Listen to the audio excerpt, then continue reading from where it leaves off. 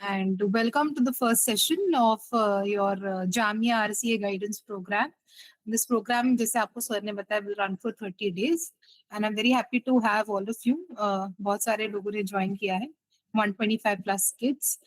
तो जैसे सर ने बताया, देखिए डाउट्स वगैरह हम लोग एंड में लेंगे, just few dos and don'ts before we begin and then आपको मेरे साथ रहना है कुछ दिनों के लिए.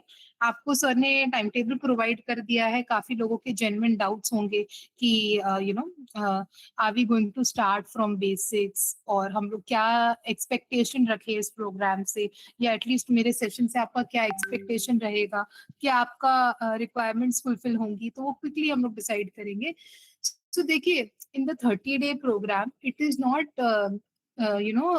practically पॉसिबल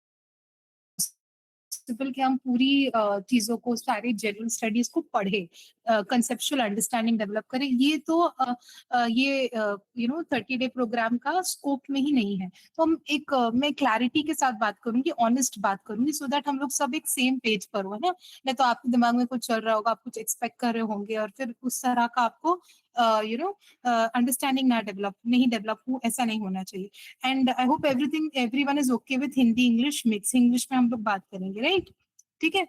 तो as a we can't study everything from scratch. Okay, that is the first thing that you need to keep in mind, because the program is 30 days. I'm meeting you for some 1.5 hours now.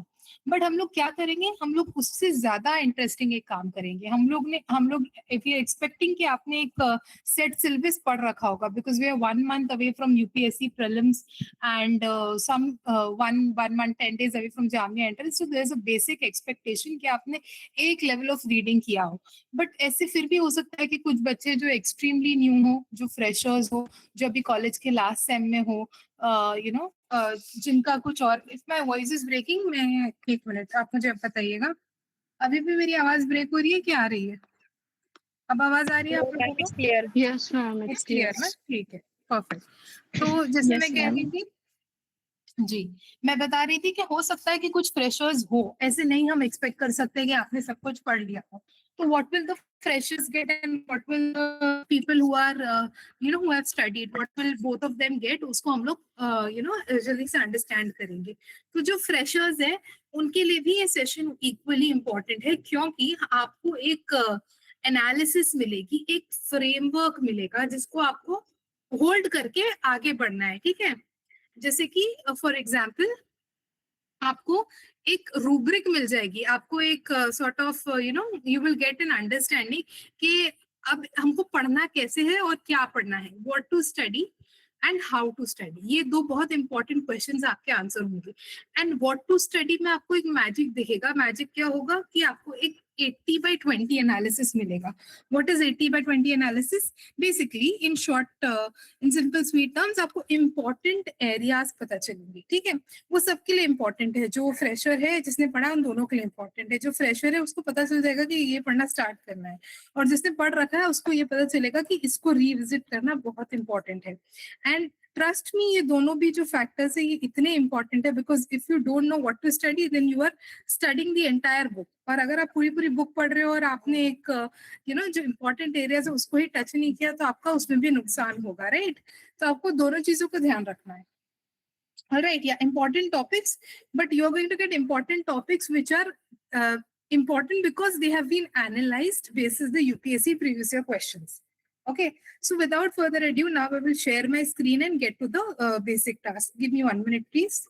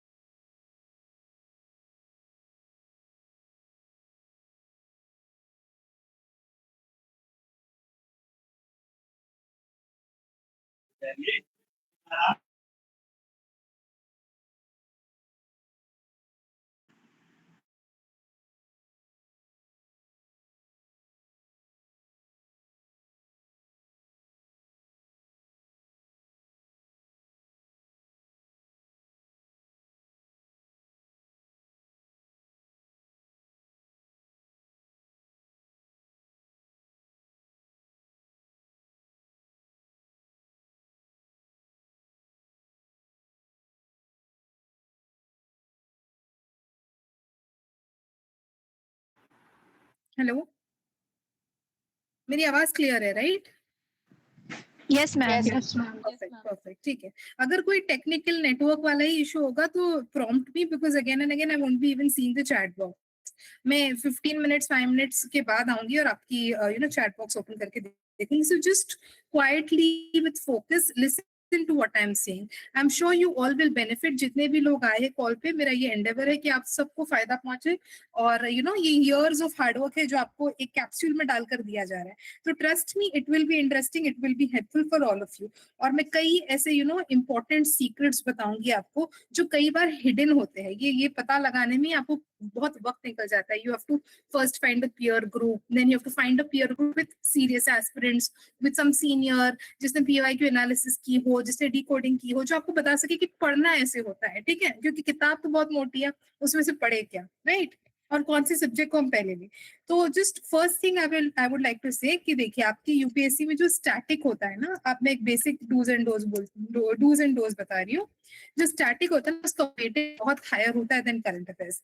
अगर आपका static पे grip है तो आप prelims में काफी हद तक माहिरियत या एक्सपर्टीज आप हासिल कर सकते हैं। So UPSC static is a game changer for prelims at least. Okay, does that mean you completely avoid current affairs? No. What I'm saying is that if you have a grip over your static and if you have good conceptual clarity, then there is a high chance that you will do well in prelims. Okay, so if you have a little bit and not that great, because you can still with this play the game very well, because of multiple statement questions are rahe hain with a lot of precaution. I'm saying this, this is not to say that आप current affairs ignore करेंगे, but this is to say that आपको इसको बहुत ज्यादा आपको emphasize करना है, ठीक है? क्या समझे आप कि करंट अफेयर्स इग्नोर नहीं करना है, बट इसको बहुत अच्छे से करना है। ओके, तो आप स्टेटमेंट बेस से, कंसेप्चुअल क्लैरिटी से आप अपने आंसर्स डिराइव कर लेंगे। तो इसका महत्व बहुत ज्यादा है। अब नेक्स्ट हम बात करेंगे कोर सब्जेक्ट्स की। कुछ कोर सब्जेक्ट्स है जो आपके प्रीलिम्स के जो 100 क्वेश्चंस आते हैं, राइट? 100 क्वेश्चंस में से जो आपकी पॉलिटी है, जो आपका इकोनॉमिक्स है, यही जो है ना, ये 25% ले लेता है। Polity will be like approximately 20 to 25% of your paper. Economics का भी सेम गेम है, same polity and economics will be 20 to 20 approximately, indirect directly current affairs मिला के, ठीक है? तो फिर उसके बाद अगर हम जाएंगे वेटेज में, तो फिर उसके बाद आपका आता है science and tech, geography science and tech environment combined एक बड़ा पोर्शन होता है। फिर आता है आपका other things like modern history, ancient medieval, ठीक है? तो कुछ कुछ चीजों पे आपका ग्रिप होना जरूरी है। तो पहले 2 सेशंस हम लोग पॉलिटी एंड इकोनॉमिक्स पे रखेंगे। That is the logic behind having this. तो आप ये 2 सब्जेक्ट्स पे अभी जितने भी आपके दिन है बचे हुए, इन दोनों के स्टैटिक और कॉन्सेप्चुअल क्लैरिटी लेकर बैठिए। देखिए, इकोनॉमिक्स एक ऐसा सब्जेक्ट होता है। अब हम आ जाते हैं इक्वा, जो आज का फाउंडेशन, जो आज का हमारा पिन पॉइंटेड स्ट्रैटेजी है, दैट इज फॉर इकोनॉमिक्स। देखिए, इकोनॉमिक्स एक ऐसा सब्जेक्ट है जो आपको पढ़ना ही पड़ेगा। Like you need to get conceptual clarity. Economics की कंसेप्चुअल क्लैरिटी बहुत एसेंशियल है, और वो एक दिन में 1.5 आवर में जस्टिस नहीं हो पाएगा। आई can not give you the entire economics. I cannot give you that conceptual clarity in 1.5 hours. I'm expecting कि आपने ये लेकर रखी है। अगर नहीं ली है तो अब से लेना शुरू कर दे। और किस क्या कहते हैं, प्रायोरिटी या किस सीक्वेंस में लेना है, वो मैं भी आपको बताऊंगी कि आपका प्रायोरिटी क्या होना चाहिए, आपकी सीक्वेंस ऑफ अंडरस्टैंडिंग क्या होनी चाहिए, क्या इंपॉर्टेंट एरियाज है वगैरह। तो आप इकोनॉमिक्स के लिए आपको क्या करना है, बेसिक लेक्चर देखिए, लेक्चर को फॉलो कीजिए या कोई फॉलो कीजिए, लेकिन आप इसकी कंसेप्चुअल क्लैरिटी को अच्छे से करना है। Ma'am your voice is lagging. Voices के वॉइस नहीं आ रही, वो आप बिल्कुल नहीं।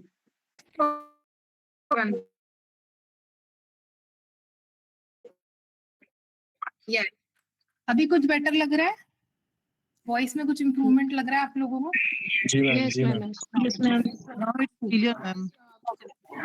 Ma'am now is it okay, but why it's breaking ma'am?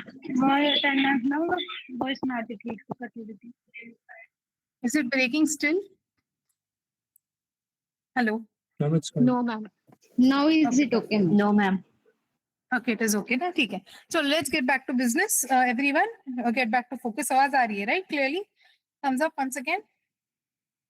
Perfect, let's move ahead.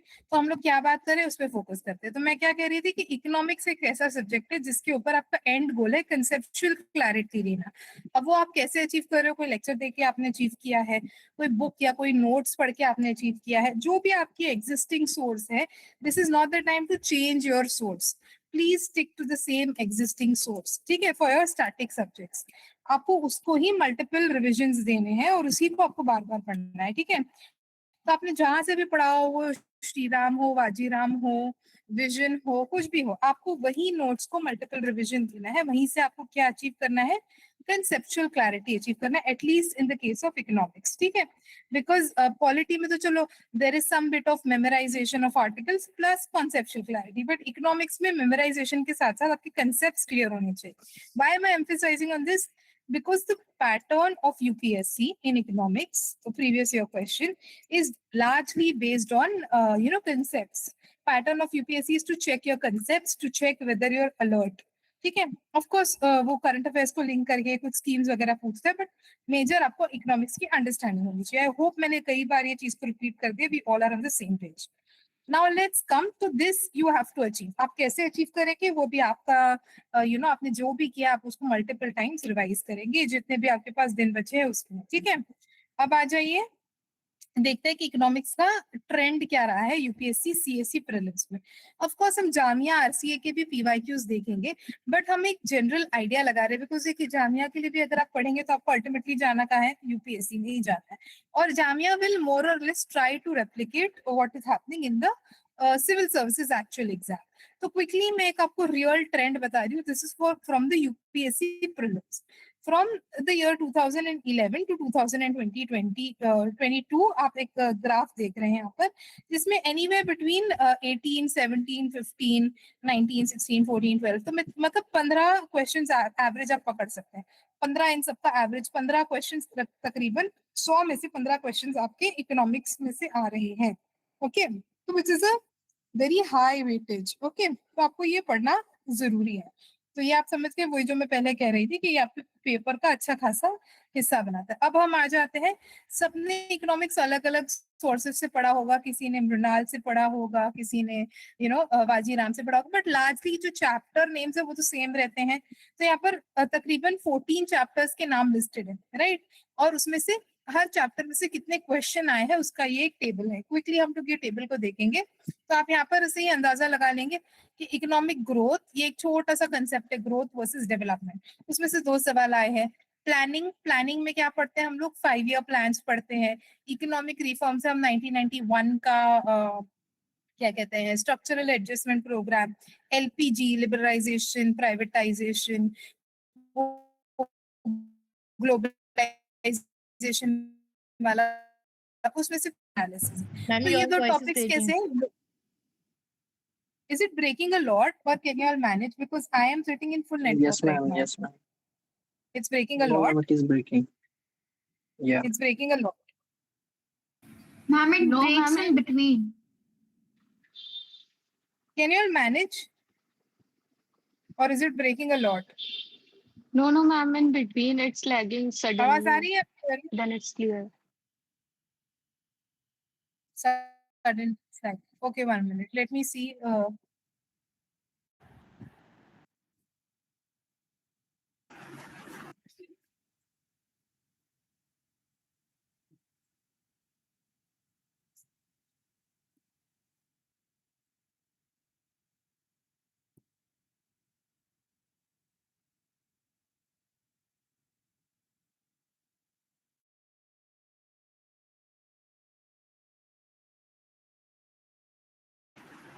It's okay, ma'am. We can manage.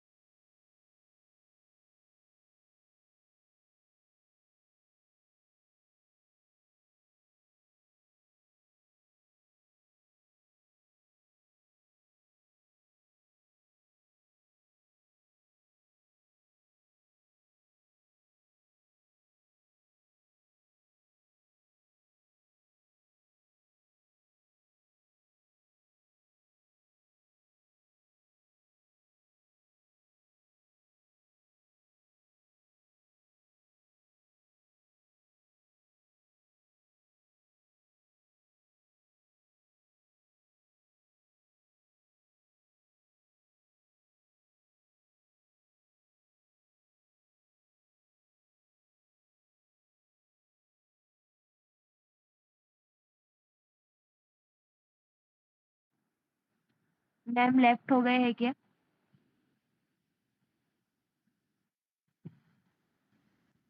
थोड़ा वेट करें, वो नेटवर्क में जा रही हैं तो थोड़ा वेट करें.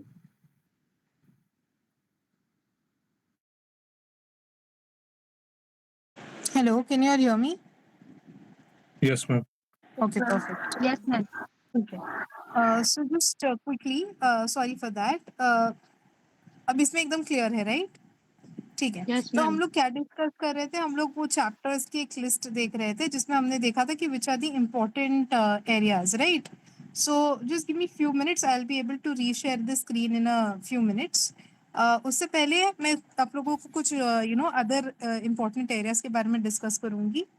Or just give me 2 minutes, let me fix this so that I can share my screen and speak. Okay, 1 minute.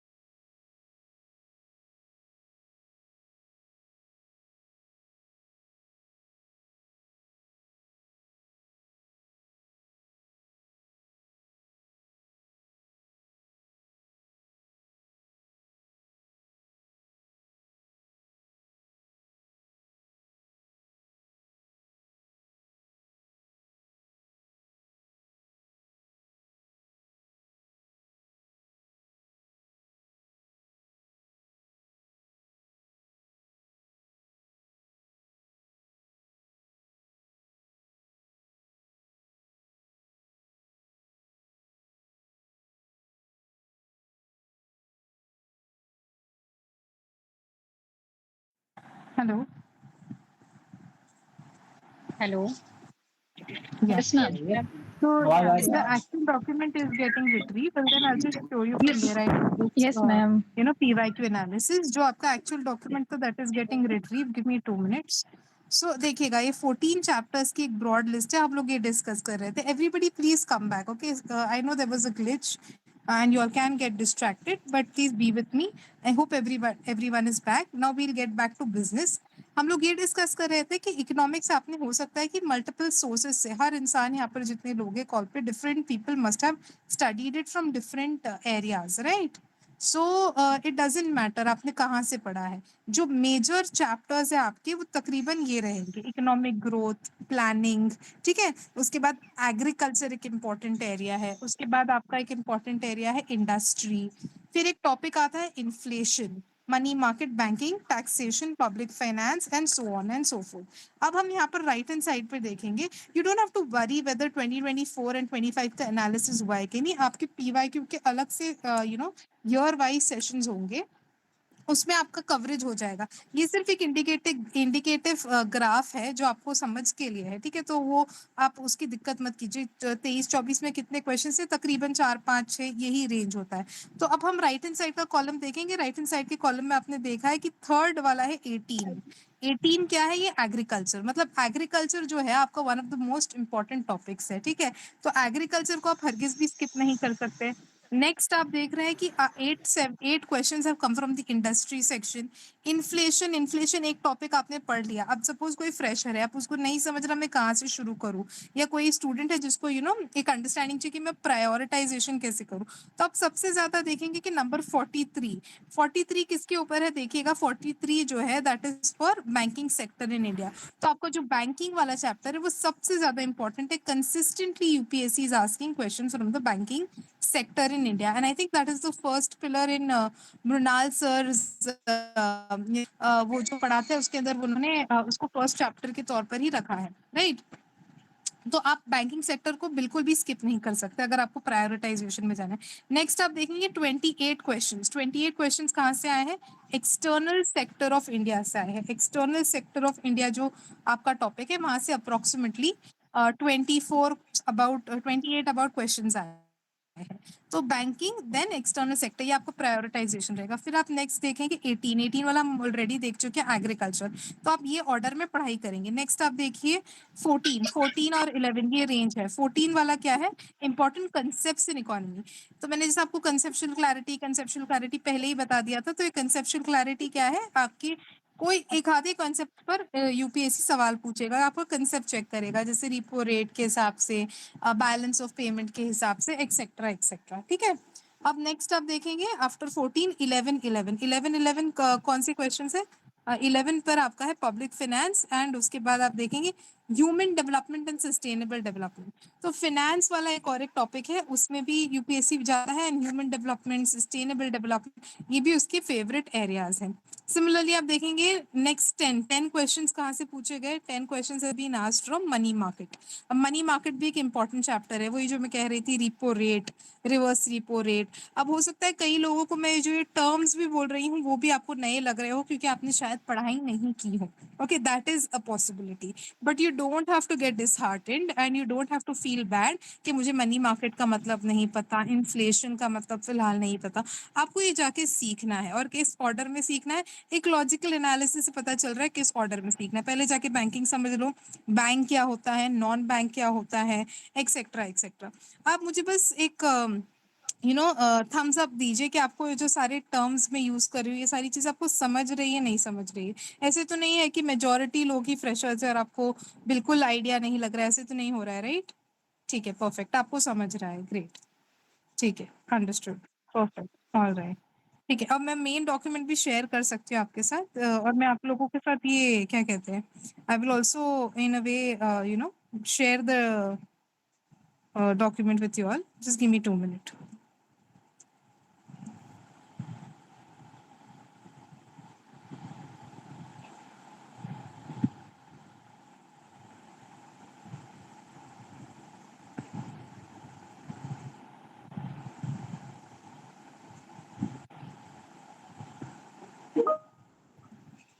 ठीक है, everybody can see my screen again?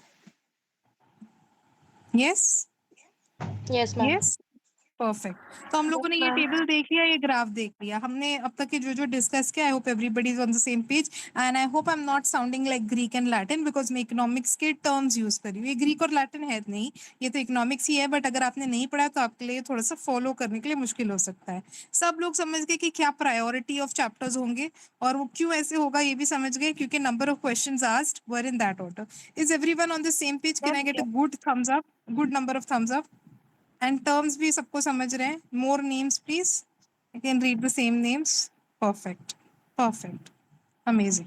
ठीक है, अब आ जाइए, जैसे मैंने आपको कहा कि हम लोग 80/20 प्रिंसिपल समझने वाले हैं। 80/20 प्रिंसिपल क्या होता है, एक बार मैं रिपीट करूंगी कि आपके कुछ इंपॉर्टेंट एरियाज होते हैं, ठीक है, उसी में से ज्यादातर क्वेश्चंस आते हैं। तो वो 20% इंपॉर्टेंट एरिया कौन सा है जहां से 80% क्वेश्चन आए? अब इसमें ही देख लीजिए ना, ये ग्राफ ही ये चीज का ये जो टेबल है यही इस चीज को गवाह है in a way, like that is a proof, the table is a proof. 43 questions are from banking sector in India, and banking sector is one topic. Then next 18 questions are from agriculture. Agriculture is one topic. तो बच्चे को 20% important areas पता चल गए। 14 का 20% कितना होता है? चलो मैथ्स में नहीं जाएंगे, बट तकरीबन आपको अंदाजा हो गया कि 3-4 ही इंपॉर्टेंट टॉपिक्स है जहां से सवाल आ रहे हैं। एक्सटर्नल सेक्टर, बैंकिंग सेक्टर, ये सबसे टॉप वाले हैं। उसके बाद आपका 18 एग्रीकल्चर है, उसके बाद आपके 2-3 और है जिसमें से 10-10 सवाल है, मनी मार्केट हो गया, एक्सेट्रा एक्सेट्रा। ठीक है, तो बस यही हमको समझना है और इसी के ऊपर हमको ग्रिप लेना है। तो अब आ जाते हैं हम 70% क्वेश्चंस कौन से चैप्टर्स में से आते हैं। अब हम ये चीज को डिकोड करने वाले हैं, ठीक है। तो पहले जैसे मैंने आपको बताया था, मनी, बैंकिंग एंड फाइनेंस। जो एक चैप्टर है आपके इकोनॉमिक्स में, बैंकिंग उसका नाम है, ठीक है।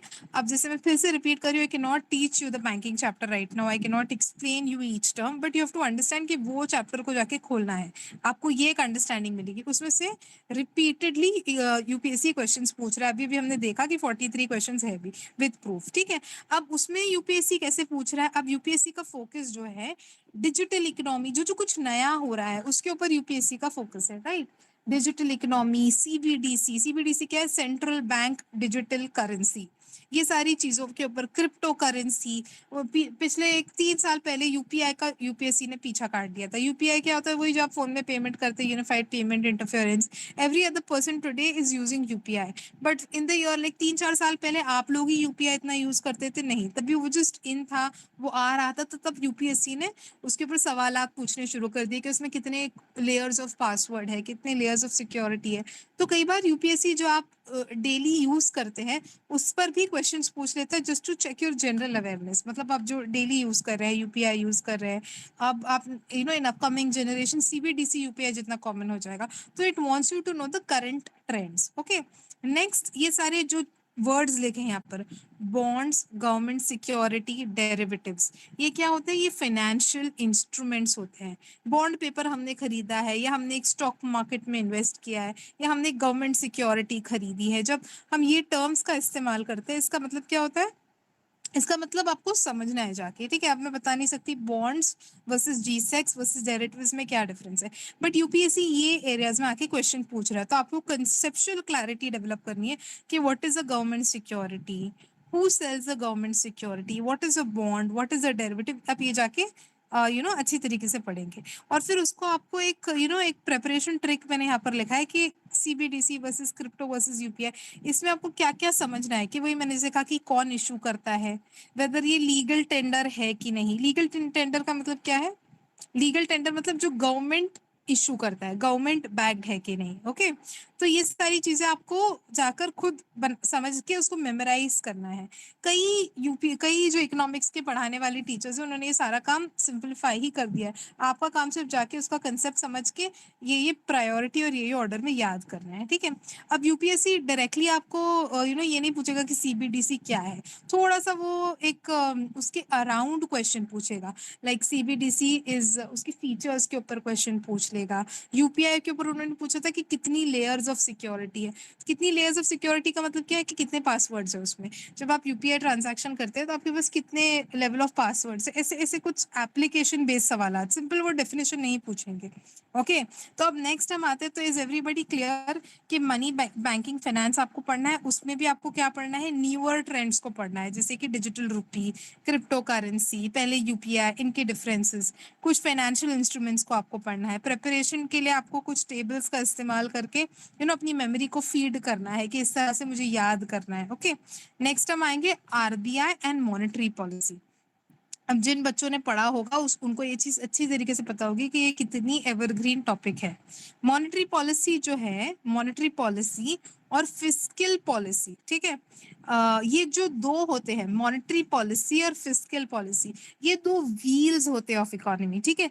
इन्हीं के ऊपर इकोनॉमी चलती है। मॉनेटरी पॉलिसी कौन इशू करता है, रिजर्व बैंक ऑफ इंडिया, जो आपका सेंट्रल बैंक है। और फिस्कल पॉलिसी कौन इशू करता है, जो आपकी गवर्नमेंट है, जो आपकी सरकार है, गवर्नमेंट ऑफ इंडिया, ठीक है। तो गवर्नमेंट ऑफ इंडिया का पूरा फिस्कल पॉलिसी का काम है, रिजर्व बैंक का पूरा मॉनेटरी पॉलिसी का काम है। मैं आपको एक बेसिक आइडिया ही दे सकती हूँ, पूरा monetary policy, fiscal policy, once again extremely sorry I can't teach you so quickly. Now I'm telling you what to study and how to study, and you have to go and study that. All right, is everybody on the same page with me?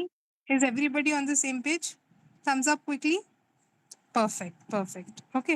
अब आ जाइए, अब monetary policy में reserve bank में आपको क्या क्या पढ़ना है, repo rate, reverse repo rate, CRR, SLR, ये बहुत इंपॉर्टेंट है। रिपो रिवर्स रिपो का डिफरेंस, सीआरआर एसएलआर का, इन्फ्लेशन टारगेटिंग, ये आरबीआई का कोर जॉब है कि इन्फ्लेशन रहना चाहिए 4% प्लस और माइनस 2, मतलब 4% के इर्द गिर्द इन्फ्लेशन रहना चाहिए। ओपन मार्केट ऑपरेशंस, स्टरलाइजेशन, ये सारे आपके इंपॉर्टेंट एरिया। अब इसमें UPSC again will not ask what is repo, what will they ask, if RBI increases repo, what will happen to inflation or liquidity? तो वही चीज है कि जब RBI अपना repo rate बढ़ा देगा तो उसके क्या स्पिल ओवर इफेक्ट्स होंगे इन्फ्लेशन पर, लिक्विडिटी पर, ठीक है। repo का मैं आपको एक बेसिक मतलब बता देती हूँ क्योंकि I don't want people to be lost on the call. I understand you all are freshers, तो मैं थोड़ा सा स्लो जाके, ये एक स्टेटमेंट है ना, यहाँ पर मास्टर दिस चेन लिखा है मेरी स्क्रीन पर, इसको मैं थोड़ा सा एक्सप्लेन कर देती हूँ आपको। ओके, repo का मतलब क्या होता है? रिपो एक रेट होता है जिसके ऊपर आरबीआई लोन देता है बैंक्स को। ओके, अगर किसी बैंक को लोन चाहिए, पैसे चाहिए, तो वो किससे लेगा? सेंट्रल बैंक से लेगा जिसका नाम है आरबीआई। और रिपो रेट वो रेट होता है जिसपे आरबीआई सेंट्रल बैंक को लोन देगा। तो जाहिर सी बात है, अगर लोन सस्ता हो गया तो ज्यादा लोग लोन्स खरीदेंगे, और अगर लोन देना महंगा हो गया तो कम लोग लोन खरीदेंगे। अब यहाँ पर कौन लोन ले रहा है और किससे?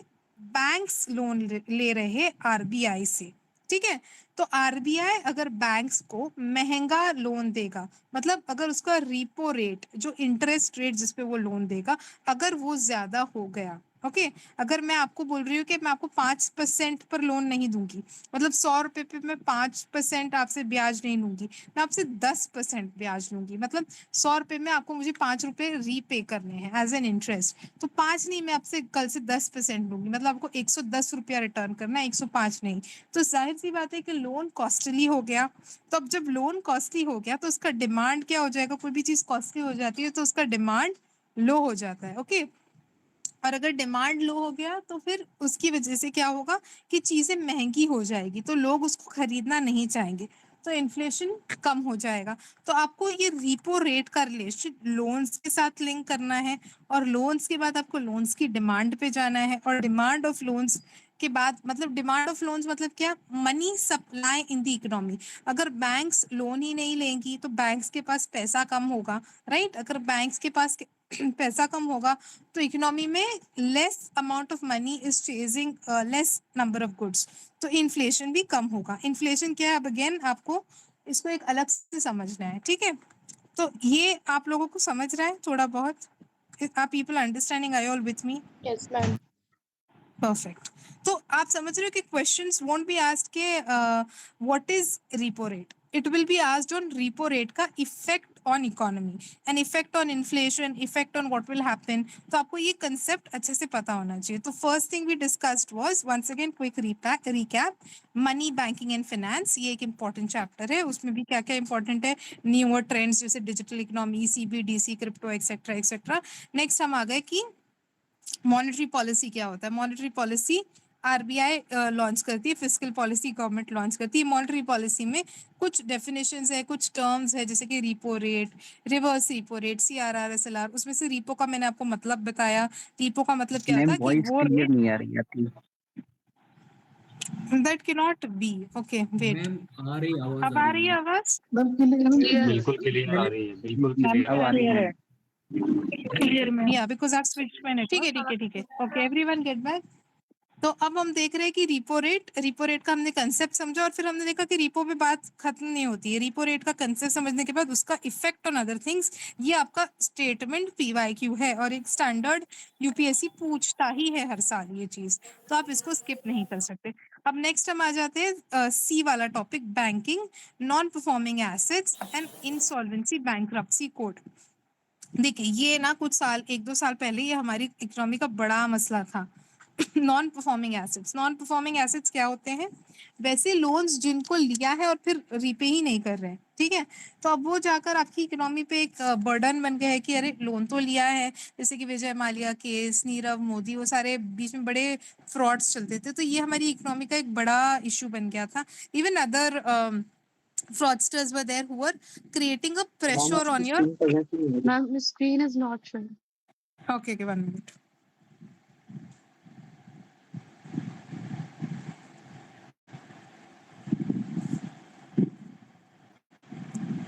Is the screen visible? Yes, ma'am. Yes. Perfect. So you see banking, non-performing assets, insolvency, bankruptcy code, ये भी एक आपका important area हो गया था। अब इसमें भी आपको kind of इसको डील करने के लिए आरबीआई ने बहुत सारी स्कीम्स निकाली थी। फिर यूपीएससी ने क्वेश्चंस पूछने लगे वो स्कीम्स के ऊपर कि एनपीए को सॉर्ट ऑफ कॉम्बैट करने के लिए या एनपीए रिड्यूस करने के लिए हमारे पास क्या क्या स्कीम्स है। तो ये भी एक एरिया ऑफ फोकस यूपीएससी का रहा है in the past trends. Okay, अब नेक्स्ट हम आ जाते हैं कैपिटल मार्केट एंड इंश्योरेंस। अब यहाँ पर आ जाते हैं कुछ यूपीएससी ने ऑर्गेनाइजेशंस पर क्वेश्चन पूछे थे। अब इसमें दो ऑर्गेनाइजेशंस थे, सीडीएसएल एंड एनएसडीएल। आप सबने आई एम होपिंग पढ़ाई के साथ साथ पीवाईक्यूज को थोड़ा बहुत देखा ही होगा। अब आपने पीवाईक्यूज में देखा होगा कि central depository service limited, national security services limited, इनके रोल्स, ये किससे अटैच्ड है, बीएसई से, एनएसई से, ये सब उन्होंने पूछना शुरू कर दिया था। What is a share versus what is a bond. ऊपर हमने कुछ और फाइनेंशियल इंस्ट्रूमेंट्स देखे थे, share, bonds, government securities, derivatives. तो ये ना आपको एक आइडिया होना जरूरी है। इंश्योरेंस के भी आपको एक बेसिक्स पता होने चाहिए। फिर नेशनल पेंशन स्कीम, ये भी लास्ट ईयर बहुत न्यूज में था क्योंकि गवर्नमेंट कुछ नेशनल पेंशन स्कीम को, ओल्ड पेंशन स्कीम को रिवाइव कर रही थी। तो ये अगेन आपके कैपिटल मार्केट्स, इंश्योरेंस से लिंक्ड इंपॉर्टेंट एरियाज हो जाते हैं। ठीक है, फिर पीवाईक्यू इनसाइट जो लिखा है मैंने, retail investors, corporate bonds, risk return, मतलब kind of UPSC wants you to know कि कैपिटल मार्केट में क्या होता है। कैपिटल मार्केट क्या होता है वैसे, ये जो बॉन्ड्स, इक्विटीज, ये सारी जो चीजें होती है विच आर financial instruments. अब again I cannot explain you the difference between equity, bonds, everything right now, but आपको एक basic understanding होगी कि शेयर मार्केट में जो खरीदा जाता है, जिससे एक कंपनी, एक पब्लिकली लिस्टेड कंपनी में आप एक ओनर बनते हैं, एक शेयर लेते हैं। ठीक है, कोई एक XYZ कंपनी है, उसका अगर आपने शेयर खरीदा मतलब उसमें आपने एक 5% का स्टेक खरीद लिया, 5% के आप उसके ओनर हो गए। अब वो कंपनी कल प्रॉफिट करेगी तो वो 5% का प्रॉफिट आपको भी मिलेगा, और अगर कल कंपनी लॉस करेगी तो शायद आपके ऊपर भी वो 5% जितना लॉस का इफेक्ट आएगा। एकदम लेमन टर्म्स में मैंने आपको शेयर का मतलब समझाया है, बट आपको जाके समझना है शेयर, बॉन्ड्स। अब ये सारी चीजें कहाँ पर शेयर, इक्विटी में कंफ्यूज नहीं है, इक्विटी में ओनरशिप मिलती है मे बी। राइट तो अब मैं उसमें नहीं जा रही हूँ, जो भी मुझसे सवाल कर रहा है मैं अब उस कंसेप्ट में नहीं जा रही हूँ। अब मैं सिर्फ इतना बता रही हूँ कि आपको जाके उसी कंसेप्चुअल क्लैरिटी लेना है। Shares, equities are almost same. ठीक है, whoever is asking me, shares and equities are almost the same, they are synonymous, but bond is different, government security is different, derivatives is different, और फिर with in shares भी किस तरह के shares है। कुछ ब्लू चिप कंपनीज के share होते हैं, ब्लू चिप मतलब क्या, जो बहुत ही पॉपुलर कंपनीज हैं। कुछ स्टार्टअप्स के शेयर होते हैं, जिस और कुछ होते हैं कुछ जो विद इन द कंपनी हम लोग सेल करते हैं, कि कंपनी के ही एम्प्लॉयज को हमने सेल कर दिया। तो ये शेयर के टाइप्स हो गए। तो मेरा सिर्फ बोलने का मुद्दा यहाँ पर ये है कि आप जाइए शेयर को भी पढ़िए। अब मैंने अभी बात करते करते आपके शेयर के 4 वेराइटी बता दिए, वो शेयर के वेराइटीज को भी पढ़िए, शेयर कहाँ बिकते हैं उसको भी पढ़िए, सीडीएसएल, एनएसडीएल क्या है उसको भी पढ़िए। ठीक है, ये सारे इंपॉर्टेंट एरियाज, एनपीएस है उसको भी आप पढ़ेंगे, राइट। अब हम आ जाते हैं, मैं आपको एक इंटरेस्टिंग इनसाइट बताती हूँ। जस्ट हमने फर्स्ट टॉपिक जो था आपका वो कवर कर लिया है, जस्ट क्विकली एक्सप्लेनिंग यू। जो मनी, बैंकिंग एंड फाइनेंस वाला मोस्ट इंपॉर्टेंट एरिया, उसके हमने एबीसीडी अब देख लिया है।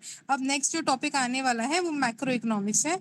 उसको देखने से पहले मैं बस आपको क्विकली स्क्रॉल डाउन करके बता रही हूँ।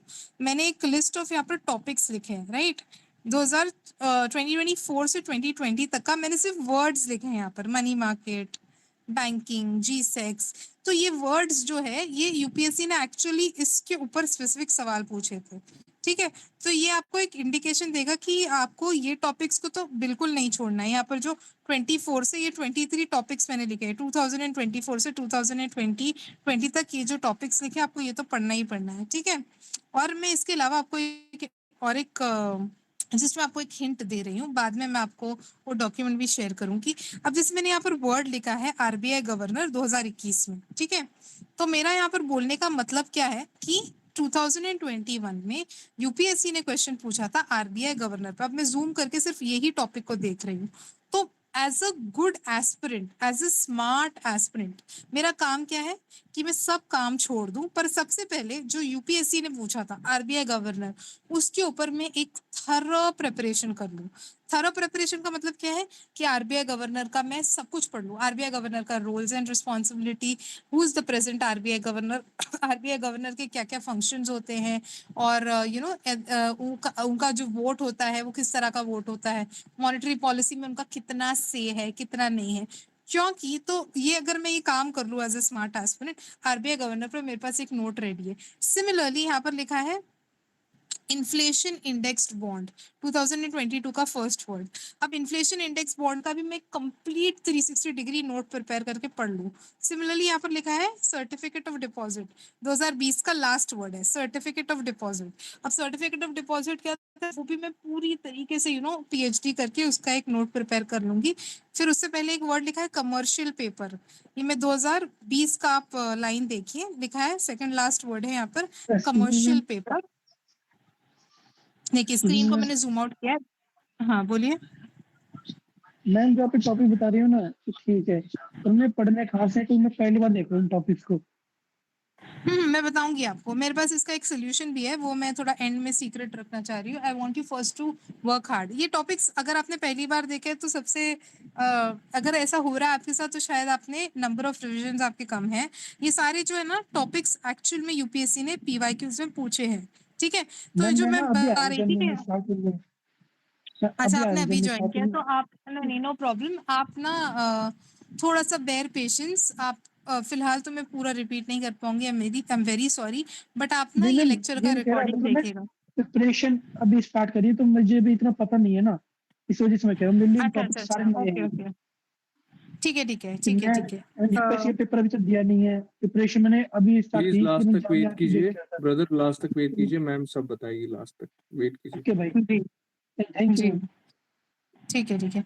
तो मेरा पॉइंट ये है, अगर आप न्यू भी हैं टू प्रिपरेशन, वेरी क्विकली मैं आपका टॉपिक, अगर आप नए भी है प्रिपरेशन में, अगर आप मेरे साथ लेक्चर के स्टार्ट से जुड़े हैं तो मैंने यही चीज को पहले एम्फेसाइज किया क्योंकि मुझे इस चीज का आइडिया है कि कुछ बच्चे एकदम फ्रेशर से, कुछ बच्चों ने थोड़ी प्रिपरेशन की है।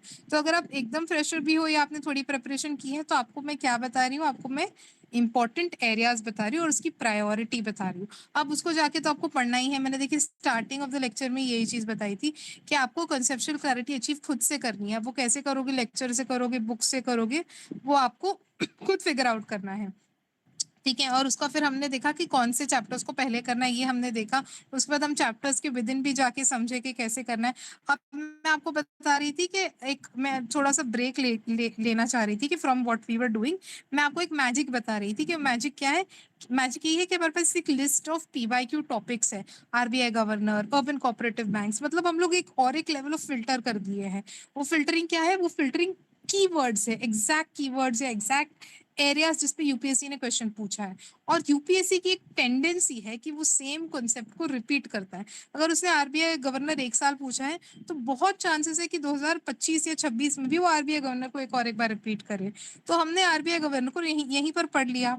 तो अगर हमने यहीं पर पढ़ लिया तो हम नेक्स्ट ईयर के लिए प्रिपेयर्ड हो गए, राइट। अगर हमने सारा कुछ भी नहीं पढ़ा बट हमने पीवाईक्यूज के इंपॉर्टेंट जो एरियाज है उसको हमने एक बार पढ़ लिया तो हम एक लेवल अप हो जाएंगे, हम एक लेवल हायर रहेंगे। तो मेरा यही बस बोलने का मतलब था।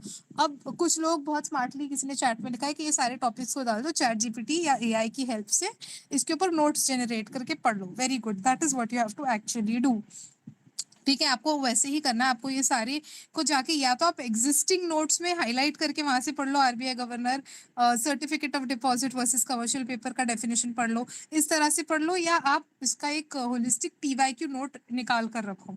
अब हमारे जमाने में हम लोग मैन्युअली नोट्स बनाते थे ये सारी चीजों पे, बिकॉज तभी it was not like it just 3 years back, I'm saying, not even like ages back, till even 2 to 3 years ago, since ChatGPT was not that in, we had to literally, like, if you want to prepare a short note, you had to sit down and make your note. And that's what diligent students used to do. Diligent students used to sit down and create a note for RBI, create a note for urban cooperative banks, government bond yields, and उसको repeatedly revise करते थे।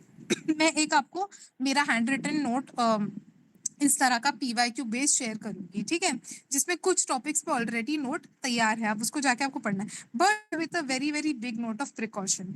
मेरा strong suggestion है कि आप अभी कोई नए मटेरियल के पीछे ना भागे, ठीक है, वो मैं सिर्फ आपको या तो मैं शेयर नहीं करूंगी या तो डिस्प्ले करके दिखा दूंगी, because my intention is that to share, I can share a lot of things with you, but at the last moment आपको मजल अप नहीं होना है, आपको डरना नहीं है कि मेरे पास एक स्टडी मटेरियल तैयार हो गया। मैं स्टार्टिंग में ही आपको बताया था कि आपकी एग्जिस्टिंग नोट्स का आपको मल्टीपल रिवीजन करना है, मैंने येलो में हाईलाइट किया था। तो आप बस अपनी ही सोर्स में जाके ढूंढिएगा कि आरबीआई गवर्नर के बारे में कहाँ लिखा है, ठीक है। अगर आप की नोट से पढ़ रहे हैं तो कंट्रोल एफ करके आप फाइंड कीजिएगा। Inflation index 1 I am sure सबकी नोट्स में होगा, I am sure commercial paper certificate of deposit कोई भी नोट में होगा ही होगा, तो आपको वो तो जाके बहुत अच्छे से पढ़ना है, ठीक है। So are we all good on this? Ma'am UPSC की तरह मैम जिस तरह से ये टॉपिक प्रायोरिटी रहेगी उस तरह से जामिया आरसीए के लिए भी सेम रहेगी? सी जामिया आरसीए, जैसे मैंने स्टार्टिंग में ही कहा था, Jamia RCA will somewhere get inspired by UPSC trends and you're aspirant for Jamia RCE, but you're an aspirant more for UPSC than for Jamia RCE, okay? तो ये मैं जो प्योरली आपको बता रही हूँ, आपके ज्यादा फायदे की बात कर रहा हूँ, मैं आपको यूपीएससी का ही एनालिसिस बता रही हूँ। Is my voice clear? Hello? Ma'am बहुत स्लो आवाज आ रही है आपकी। वॉइस देखना, आपको क्या नेटवर्क चेक करेंगे, I think my voice is clear. Ma'am थोड़ा सा इको और बहुत स्लो आवाज आ रही है आपकी। Hello, is my voice clear? Ma'am slow आ रही है। No, ma'am, it's too slow. Ma'am थोड़ा सा इको कर रहा है और स्लो आ रहा है।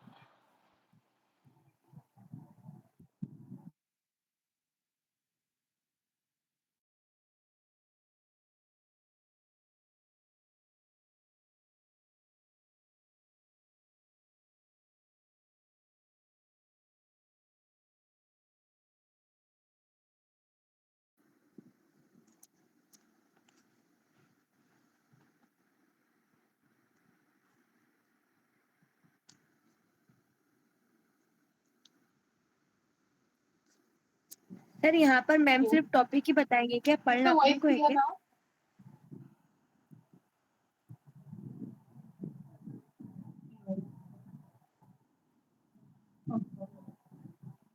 यस, ये पीडीएफ आपको मिलेगा, सर आपके साथ सारी पीडीएफ शेयर करेंगे, ठीक है। आपको मैं ये बोल रही थी, मैम वापस से वैसे ही आ रहा है slow.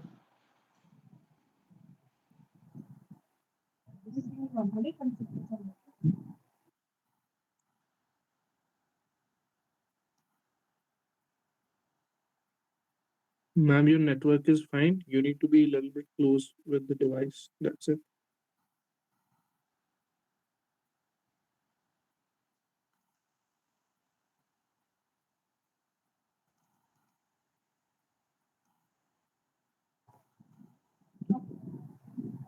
don't get distracted in the chat box. I want you all to be, back to what we were discussing.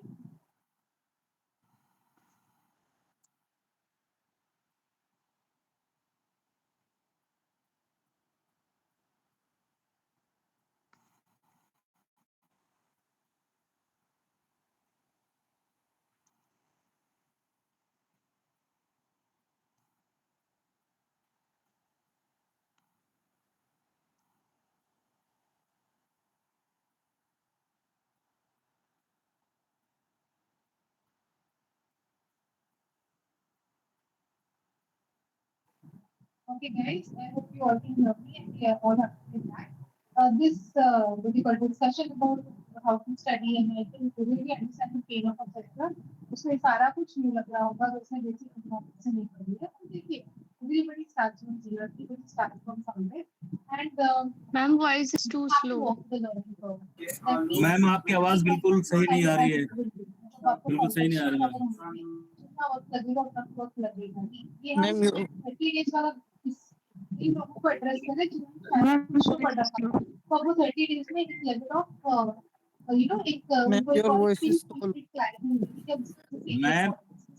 Zubair ma'am आपकी आवाज क्लियर नहीं है।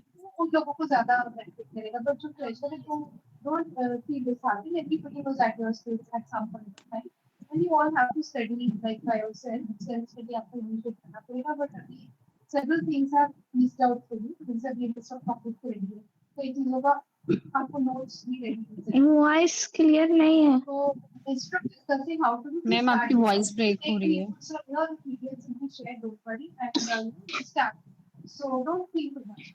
So as hello we were discussing- voice clear नहीं है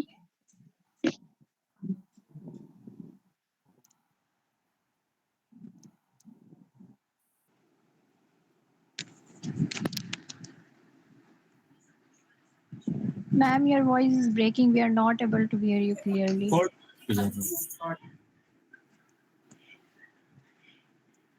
I think is there any network issue? Network issue problem हो रही है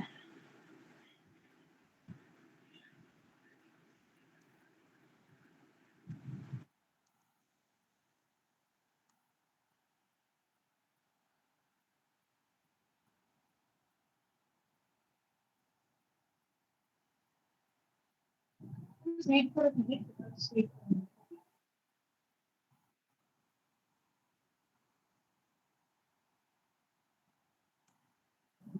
Am I audible now? Harpreet? Can I get a thumbs up? सबको मेरी आवाज आ रही है? नो मैम कोई ऐसा है जिसको नो मैम आपकी आवाज नहीं आ रही है नो मैम वेरी स्लो नहीं आ रही आवाज नहीं आ रही है ma'am voice is coming but voice it's too not slow clearly ma'am अच्छा अभी भी आ रही है आवाज कि अभी भी नहीं आ रही है या अभी आ रही है बस पक्का Yes, सबको ma'am. आ Right. रही है आवाज Yes, ma'am. श्योर अभी आ रही है okay we sure sure right okay okay no कहाँ तक आप लोगों ने सुना कोई मुझे एक जन बता सकता है ओनली 1% विल एक्सप्लेन मी कि कहाँ से आपको नहीं सुनाई दिया या कहाँ तक आपको सुनाई दिया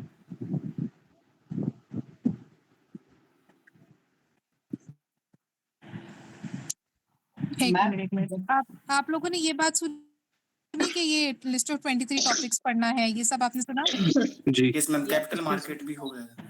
इतना आपने बताया जब से आपका वॉइस जो है लैग कर रहा था अच्छा अब आ रही है आवाज ठीक है मैं क्विकली रिकैप कर दूंगी no discussion now you all can hear me now clearly Yes, now Everyone? it's better than before. Okay perfect Yes, मैं ma'am. आप लोगों को ये बोल Yes, रही ma'am. थी first thing that I was addressing is that even if you are a fresher you are studied for 1 year etc everybody has been a fresher at some point of time so जो freshers chat box में थोड़ा सा dishearten हो रहे थे कि अब हमको पढ़ना है 30 दिन में कैसे पढ़ेंगे don't worry everybody comes at this stage at some point or the other everybody has to spend that much time to get their basics clear so take as much time as you will require to learn your basics ये session का objective क्या है कि आपको एक तो important chapters बता दिए विद एविडेंस ये वाला एविडेंस था कि ये वाला टॉपिक ये वाला चैप्टर क्यों इम्पोर्टेंट है क्योंकि ज्यादा सवाल थे उसके बाद सेकंड लेयर हमने क्या किया यूपीएससी के पीवाईक्यूज के जो टॉपिक्स थे उसको उठा दिया फिर मैंने आपको क्या कहा कि आरबीआई गवर्नर हो गया सर्टिफिकेट ऑफ डिपॉजिट हो गया कमर्शियल पेपर हो गया इस सब पर आप अपनी नोट्स जनरेट करें या आपकी जो एग्जिस्टिंग बुक है उसमें ही जाके हाईलाइट करें और उसको रीड करें तो ये भी एक और एक लेवल ऑफ लेयरिंग हो गया फिर किसी ने सवाल किया कि जामिया के लिए भी सेम होगा जो यूपीएससी के लिए होगा then I said to that कि ऑफ कोर्स पहले आप यूपीएससी को ही टारगेट रखिए कहीं ना कहीं जामिया वाले भी यूपीएससी के पेपर से ही इंस्पायर होके ये सारी टॉपिक्स को मद्देनजर रखते हुए ही अपना पेपर सेट करते हैं तो ये एक होलिस्टिक कवरेज है जो आपका वेस्ट नहीं जाएगा ये तो आपको पढ़ना ही है जैसे जैसे आप ये पढ़ना शुरू करेंगे कहीं ना कहीं आपके जामिया एंट्रेंस का भी प्रिपरेशन हो रहा है आप इकोनॉमिक्स पढ़ रहे हैं अब वो जामिया वाला पूछे एचएससी वाला पूछे हज हाउस वाला पूछे कोई भी पूछे आपने अपनी तैयारी यूपीएससी को माइंड में रखते हुए इंपॉर्टेंट एरियाज को देखते हुए कर ली है ठीक है So is everybody good till here? Can I get a good number of thumbs up, please? Perfect. Okay. चलिए अब हम आगे बढ़ते हैं हमने ये लिस्ट ऑफ 23 टॉपिक्स देख ली हम क्या देख रहे थे सबसे पहला चैप्टर हमने देखा था मनी वाला मनी बैंकिंग एंड ये वाला मनी बैंकिंग एंड फाइनेंस वाला ठीक है मोस्ट इंपॉर्टेंट चैप्टर अब हम नेक्स्ट चैप्टर पे आएंगे मैक्रो इकोनॉमिक्स मतलब मैं आपको एक और एक शॉर्टकट बता दी बात करते हुए कि आपने वो चैप्टर देखा बट अब और एक लेयर देखिए यूपीएससी के स्पेसिफिक सवाल देखिए स्पेसिफिक सवाल में स्पेसिफिक टॉपिक्स देखिए और उनको जा जाके पढ़िए ठीक है अब हम चैप्टर वाइज वापस आ गए मैक्रो इकोनॉमिक्स में जीडीपी होता है इन्फ्लेशन होता है ओके टॉपिक्स लाइक अनएम्प्लॉयमेंट होते हैं, ठीक है। जीडीपी ए, बी इन्फ्लेशन, सी अनएम्प्लॉयमेंट। अब ये तीनों चैप्टर्स में भी विद इन जीडीपी आप क्या पढ़ेंगे, जीडीपी के कैलकुलेशन के मेथड्स को आप पढ़ेंगे। एक टर्म होता है नॉमिनल जीडीपी, एक टर्म होता है रियल जीडीपी, इन दोनों के आप डिफरेंसेस को पढ़ेंगे। जीडीपी डिफ्लेटर करके एक टर्म होता है, उसका फॉर्मूला होता है, आप उसको जाके पढ़ेंगे, राइट। फिर यूपीएससी इसमें भी कंसेप्ट्स पर आपको हिट करेगा कि जीडीपी में क्या क्या आता है, राइट।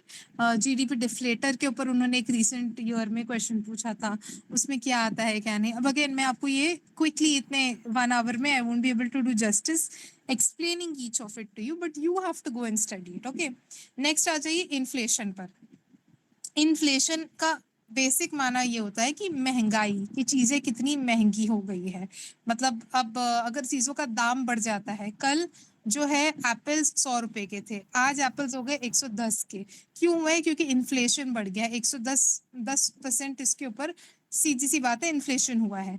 अब इसमें भी ये मैंने एकदम लेमैन टर्म्स में आपको एक्सप्लेन किया है कि चीजों के महंगे होने को इन्फ्लेशन कहते हैं, बट इन्फ्लेशन के आपको कई रीजंस पता चलेंगे कि क्यों महंगा हुआ है।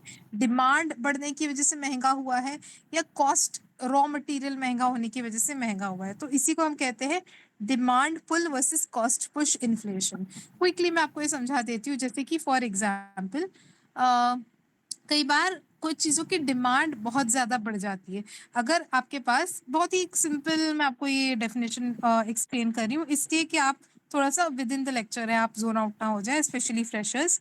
अगर मेरे पास सिर्फ 3 मैंगोज है, राइट, और अगर 30 बच्चे उसके पीछे खड़े हैं कि हमको वो 3 मैंगोज परचेज करना है, तो मैं क्या करूँगी, जो सबसे मुझे ज्यादा कीमत देगा उसी को मैं मैंगो सेल करूंगी। Because there is less number of mangoes, only 3 mangoes and 30 people wanting to buy it, so then I will sell it to the person who is going to pay me the most। सीधी सी बात है, जो मुझे सबसे ज्यादा पे करेगा मैं उसी को सेल करूंगी। तो इन अ वे मैंगोज की कॉस्ट बढ़ गई। तो ये क्यों बढ़ी? क्योंकि कहीं ना कहीं उसका डिमांड बढ़ गया, तो इसी को हम कहते हैं डिमांड पुल इन्फ्लेशन। अब कॉस्ट पुश इन्फ्लेशन क्या होता है? जब कोई और कमोडिटी है, फॉर एग्जाम्पल कार्स या टीवीज, अब उसको बनाने के लिए जब ज्यादा पैसा लगता है, राइट, रॉ मटेरियल्स वगैरह पे, तो वहां पर एक कॉस्ट वाला एलिमेंट आता है जिसकी वजह से चीजें महंगी होती है। अब आप खुद जाकर ये चीज को क्विकली यूट्यूब पर भी सर्च कर सकते हैं, या एक क्विक आप रेडी रखना, शॉर्ट्स में भी आप demand pull versus cost push inflation, ये सब आप देखकर इसकी कंसेप्चुअल क्लैरिटी को आप खुद जाकर स्लोली आपको ये चीजों को समझना है। ऑलराइट, अब दूसरा एक मैंने फर्स्ट वाला टॉपिक लिखा है, वेरी इंपॉर्टेंट लिखा है, CPI versus WPI, consumer price index versus wholesale price index. You won't believe me, 3 to 4 times UPSC has asked question on this one topic। CPI कौन इशू करता है, WPI कौन issue करता है। मेरे पास एक टेबल रेडी रहता है जहाँ पर मैं कुछ भी नहीं पढ़ूँ, बस मैं CPI WPI रिवाइज करके जाऊँ, ठीक है। तो वो एक कोर एरियाज है जिसपे सवाल बनते ही बनते हैं, उसमें से ये एक इम्पॉर्टेंट एरिया है, ठीक है। फिर एक होता है हेडलाइन इन्फ्लेशन, एक होता है कोर इन्फ्लेशन, ये सारे टर्म्स भी आपको पढ़ने होंगे। फिर इन्फ्लेशन के बाद एक टर्म होता है स्टैगफ्लेशन, एक टर्म होता है स्क्यूफ्लेशन, ये सारे आपके नोट्स में आपको मिलेंगे, तो वो टर्म्स भी आपको अच्छे से पढ़ना है, ठीक है। Is everyone good till here? Yes ma'am. Yes, ma'am.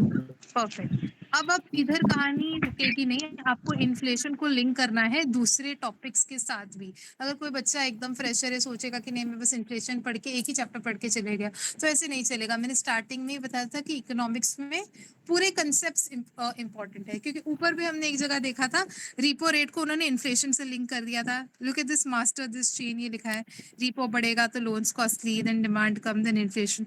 तो इन्फ्लेशन का उन्होंने जोड़ दिया आरबीआई मॉनेटरी पॉलिसी चैप्टर से। तो ऐसे ही आपकी गाड़ी नहीं चलेगी, आपको दोनों चैप्टर्स में इंटरलिंकेज भी आना चाहिए। तो इसी को आपको इसलिए लिंक करना है with exchange rate, with interest rate, with okay. तो इंटरेस्ट रेट के साथ तो हमने ऊपर ही देखा, रिपो से लिंक कर दिया। एक्सचेंज रेट वाला चैप्टर ये एक अलग है, that is your external sector वाला चैप्टर। तो वो चैप्टर भी हमने देखा था, वो टेबल में कि इंपॉर्टेंट चैप्टर्स में से था, राइट। देखिए ये वाला टेबल हम देख रहे थे, external sector of India, topic number 10। इस पे देखो कितने सवाल हैं, 28 क्वेश्चंस। तो आपको ये भी पढ़ना ही है और अच्छे से पढ़ना है, और इसको इन्फ्लेशन वाले चैप्टर से आपको लिंक करने आना चाहिए, ओके। तो नाउ अगेन इन्फ्लेशन बढ़ेगा तो करेंसी वीक होगी, sorry okay, be on mute everyone. Inflation को आपको लिंक करना है कहीं ना कहीं इम्पोर्ट्स एक्सपोर्ट से, एक्सटर्नल सेक्टर ऑफ इंडिया से। देखो इकोनॉमी सिर्फ देश के अंदर भी नहीं होती है, outside the country also we import things, we export things, right. तो उसको आपके विद इन द कंट्री आपके रुपये की क्या वैल्यू है, उससे आपके इम्पोर्ट्स और एक्सपोर्ट्स पे इफेक्ट पड़ता है। कैसे, वो आपको जाकर समझना पड़ेगा, ठीक है। तो उसके ऊपर लिंक्ड क्वेश्चंस आ रहे हैं। अब अनएम्प्लॉयमेंट पे आ जाएंगे। अनएम्प्लॉयमेंट में कुछ टर्म्स हैं जैसे कि structural, cyclical, frictional, etcetera etcetera. तो आपको सारे टर्म्स के डेफिनेशंस कहीं ना कहीं आने चाहिए। इसके ऊपर बहुत क्वेश्चंस यूपीएससी नहीं पूछता, बट जामिया आरसीए में यू कैन एक्सपेक्ट, या अगर अदर आरसीएस के एंट्रेंस में कई बार वो लोग थोड़ा थ्योरी पे भी फोकस करते हैं कि बच्चे ने स्टैटिक पढ़ा है कि नहीं, वो चेक करने के लिए। तो आप इसको एकदम इग्नोर कीजिएगा, आपको पढ़िएगा, ठीक है। लेबर फोर्स पार्टिसिपेशन, ये करंट अफेयर्स से लिंक टॉपिक है, ये भी आप पढ़ेंगे। तो आप देख रहे हैं कि स्टैटिक को भी आपको उसी से लिंक करना है कि लेबर फोर्स पार्टिसिपेशन में अगर कुछ चेंजेस आते हैं और वो न्यूज़ में होता है, तो फिर इसके ऊपर लेबर फोर्स पार्टिसिपेशन के स्टैटिक पर यूपीएससी क्वेश्चन फ्रेम करते हैं। ऑलराइट, अब नेक्स्ट हम आ जाते हैं फिस्कल पॉलिसी। जैसे मैंने आपको ऊपर ही बताया था, दो तरह की पॉलिसी होती है, दो पहिए होते हैं इकोनॉमी के जो इकोनॉमी को रन कराते हैं। Monetary policy which is by the central bank which is reserve bank of India, fiscal policy which is by the government of India, सरकार बनाती है, ठीक है। तो इस पर भी क्वेश्चंस पूछते हैं। फिस्कल पॉलिसी में भी दो हेडर्स होते हैं। जिन लोगों ने इकोनॉमी पढ़ी है, आपके पास एक टेबल होता है, रेवेन्यू वर्सेस कैपिटल। फिर इसमें टर्म्स होते हैं जैसे कि प्राइमरी डेफिसिट, फिस्कल डेफिसिट। पिछले 1 या 2 साल 23 या 24 में ही यूपीएससी ने ये दो कंसेप्ट्स में सवाल पूछ लिए थे, फिस्कल डेफिसिट, प्राइमरी डेफिसिट के डिफरेंस पर। उससे 1 साल पहले एफआरबीएम एक्ट पर उन्होंने पूछा था। तो ये बहुत ही केयरफुली मैंने ये सारे टर्म्स डॉक्यूमेंट में लिखे हैं, ओके। फिर टैक्सेशन पर आते हैं। टैक्सेशन पे जैसे ही 2000 when the GST was launch 101 amendment, तब जीएसटी पे सवालात बहुत आए थे। उसके 1-2 साल भी जीएसटी के ऊपर क्वेश्चंस फोकस में रहे थे, अब थोड़े कम हो गए। डायरेक्ट वर्सेस इनडायरेक्ट टैक्स पे अभी भी कभी ऑफ हैंड क्वेश्चंस पूछे जाते हैं। पूछे ना पूछे, आपको अपनी एक कॉन्सेप्चुअल क्लैरिटी लेके ही आगे बढ़ना है, आप ब्लाइंडली नहीं बढ़ सकते, ओके। देन आ जाते हैं सब्सिडीज पर। कई बार यूपीएससी सब्सिडी स्कीम्स इनको लिंक करके भी क्वेश्चन पूछ लेता है। Food fertiliser subsidy, direct benefit transfer, ये सारे इन टॉपिक्स होते हैं। हमने ऊपर देखा था ना, ह्यूमन डेवलपमेंट, सस्टेनेबल डेवलपमेंट। जहाँ भी गवर्नमेंट कुछ विकास का काम कर रही है, वेलफेयर का काम कर रही है, इकोनॉमिक सर्वे, बजट में ये सारी चीजें हाईलाइट होती है। देखिए, हर इंसान इकोनॉमिक सर्वे बजट पढ़ता है, ओके, वो तो पढ़ना ही है आपको। बट आप जब वो पढ़ेंगे तब आपको उसको एज इट इज नहीं पढ़ना है। यूपीएससी इकोनॉमिक सर्वे और बजट में से वेलफेयर स्कीम्स जो बहुत फायदा दे गई, एग्रीकल्चर की स्पेसिफिक वेलफेयर स्कीम्स, उसके ऊपर सवाल पूछेगा। बैंकिंग के रिफॉर्म्स, उसके ऊपर सवाल पूछेगा। तो आप समझ रहे हैं, आपने दोनों डॉक्यूमेंट्स पढ़े, बट आप कहाँ गए, आप वापस ये चैप्टर की लिस्ट पर आ गए, ठीक है। फिर आपने क्या देखा, अच्छा एग्रीकल्चर पर सवाल आते हैं, 18 क्वेश्चंस पूछे। तो अब मैं इकोनॉमिक सर्वे में एग्रीकल्चर में क्या पूछा था ये जाके पढ़ूंगा। मैं कुछ पढ़ू ना पढ़ू, इस साल इकोनॉमिक सर्वे बजट में एग्रीकल्चर से रिलेटेड क्या था मैं देख कर जाऊंगा। सिमिलरली इस साल इकोनॉमिक सर्वे में कुछ बैंकिंग सेक्टर से रिलेटेड टॉपिक नंबर 7 जिससे 43 क्वेश्चंस आते हैं, मैं जाकर इको सर्वे में और क्या कहते हैं आपके बजट में बैंकिंग सेक्टर रिलेटेड कोई न्यूज डेवलपमेंट है उसको पढ़ूंगा। तो इस तरह से आपकी पढ़ाई होती है, ओके। रैंडम आपको नहीं पढ़ना। एक्सटर्नल सेक्टर से रिलेटेड कोई न्यूज है, मैं उसको जाकर पढ़ूंगा। तो similarly what I was saying is over here subsidies. तो सब्सिडीज से रिलेटेड कुछ बढ़ा घटा है तो एग्रीकल्चर सब्सिडीज के बारे में पहले जाके पढ़िए। फूड फर्टिलाइजर डीबीटी के बारे में पढ़िए, ठीक है। तो यहीं से हमने एक इन अ वे मिसलेनियस बजट और इकोनॉमिक सर्वे को भी डिस्कस कर दिया, और smart way of reading economic survey को भी आपने डिस्कस कर दिया। ऑलराइट, अब नेक्स्ट आ जाते हैं ये रेवेन्यू वर्सेस कैपिटल। ये दो एकदम सिंपल टर्म्स है, इसके ऊपर यूपीएससी ने कई बार कंसेप्चुअल सवाल पूछ लिया है। कैपिटल का मतलब होता है वो चीज जो एसेट बनाती है, और रेवेन्यू का मतलब वो होता है जो एसेट नहीं बनाती, ठीक है। अब एसेट क्या है वो शायद अगर किसी को नहीं पता तो आई कांट हेल्प यू एकदम immediately, but basic things you know, revenue versus capital का डिफरेंस। फिर bond holder versus you know, अगर आपने लोन किसी से लिया है, दो लोग होते हैं लोन लेने के वक्त, एक जो कर्ज दे रहा है और एक जिसने लोन लिया है। जो एक लोन दे रहा है और एक जिसने लोन लिया, अब इन्फ्लेशन हो जाने की वजह से कौन ज्यादा बेनिफिट करेगा, जिसने लोन दिया या जिसने लोन लिया। ठीक है, अब हो सकता है आपको ये नहीं समझे इमीडिएटली, बट इस तरह के सवालात यूपीएससी ने एक्चुअली पूछे हैं पिछले 2 से 3 साल में। रेवेन्यू कैपिटल का डिफरेंस, इन्फ्लेशन का effect on bond holder versus debtor, ठीक है, वही जिसने लोन लिया जिसने लोन दिया उसके ऊपर। ठीक है, ये वाला मैं आपको क्विकली समझा देती हूँ। If everybody is with me, is everybody with me now? हाँ, debtor versus creditor. Yes, okay, मैं आपको डेटर वर्सेस क्रेडिटर समझा देती हूँ 1 मिनट में। Maybe people will learn once topic and go. देखिए क्या होता है, एकदम स्टोरी की तरह आप सुनिएगा। ठीक है, मैंने स्क्रीन भी स्टॉप कर दी है शेयर करना। Maybe I can type 1 minute, give me 1 minute.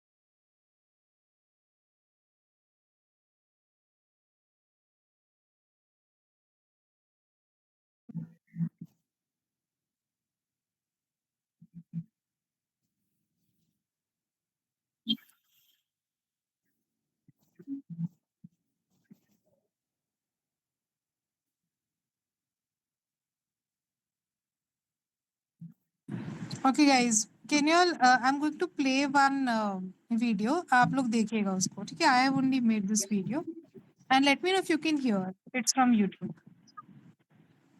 दिख रहा है आपको? yes, ma'am. Yes, ma'am. Yes, ma'am.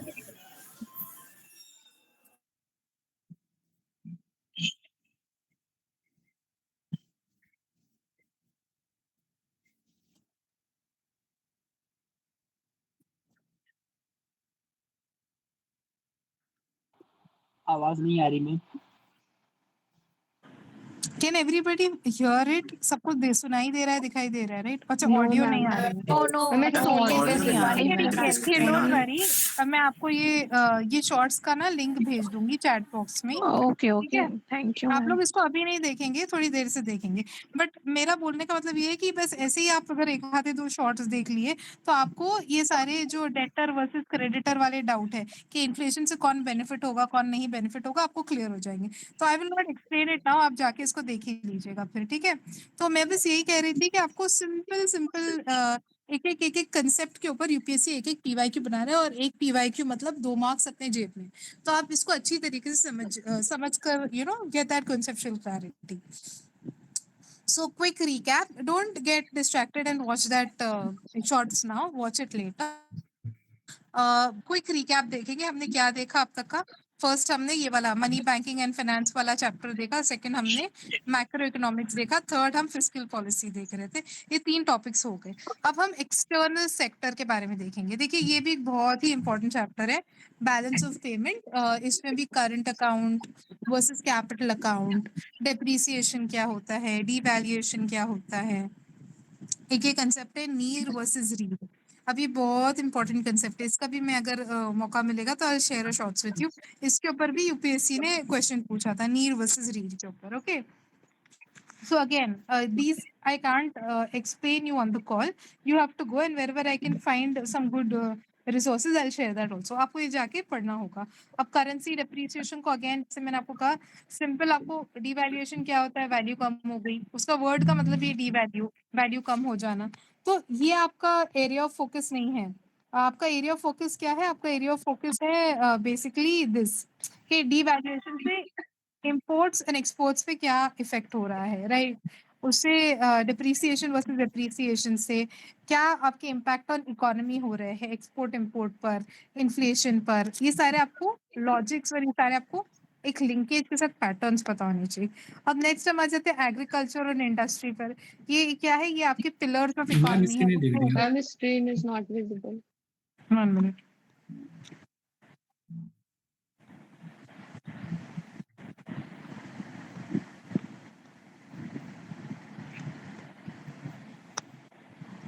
All the PDFs sir is going to share with you, don't worry। दिख रही है आप स्क्रीन? Yes, ma'am.